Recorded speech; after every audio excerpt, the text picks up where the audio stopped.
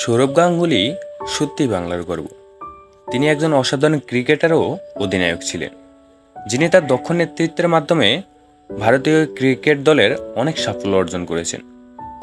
তার খেলার ধরন এবং অফসাইডের শটগুলোর জন্য তাকে গড অফ অফসাইড বলা হতো।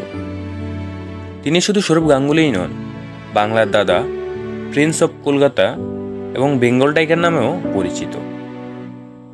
সৌরভ গাঙ্গুলী কলকাতা বেহালায় জন্মগ্রহণ করেন।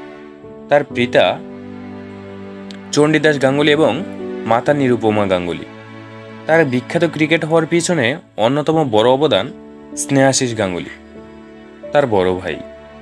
বর্তমানে তিনি অবসরপ্রাপ্ত ভারতীয় দলের ক্রিকেটার। এত সম্মান, এত গৌরব এত সহজে মিলেনি, এজন্য করতে হয়েছে অনেক স্ট্রাগল।